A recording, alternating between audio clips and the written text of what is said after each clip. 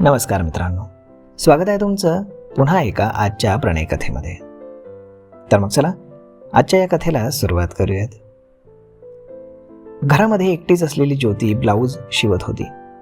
उकाडा जाम असल्यानं तिनं पदर खाली टाकला होता. अचानक बेल वाजली.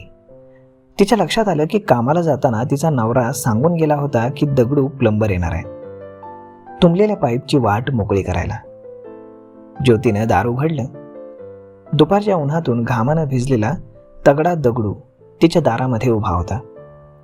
दोघांची नजरानजर झाली. तगडा दगडू एकटक ज्योतीकडे पाहत होता.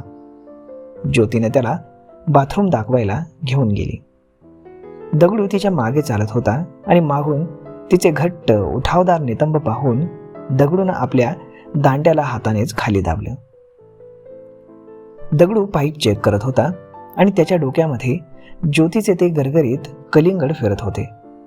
त्यात एक नट लूज केल्यावरती पाणी प्रेशरनं उडालं. दगडू अख्खा भिजून चिंब झाला. भिजल्यामुळे त्याचे कपडे अंगाला चिटकले आणि मोठा आवाज झाल्यानं ज्योती बाथरूममध्ये पाहायला आली. तिने भिजलेल्या दगडूकडे एक वार पाहिलं.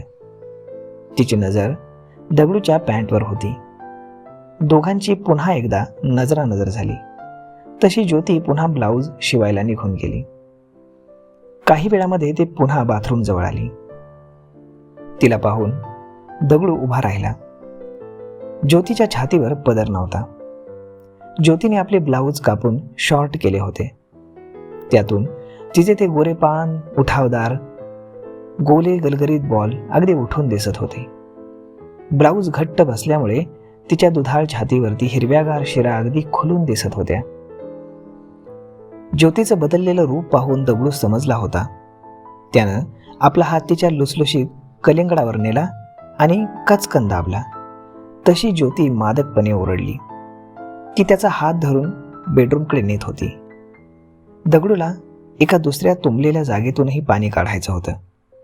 त्यासाठी त्याची जीभ, ओठ आणि त्याचा छोटा भाऊ तो घेऊन ज्योतीच्या मागोमाग चालू लागला.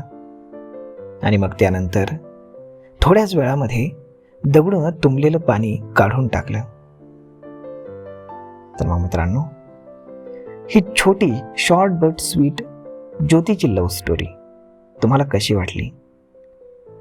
तर मग मित्रांनो, भेटूयात पुढच्या एका नवीन व्हिडिओमध्ये. तोपर्यंत तुम्ही चॅनलला सबस्क्राईब करायला अजिबात विसरू नका. धन्यवाद.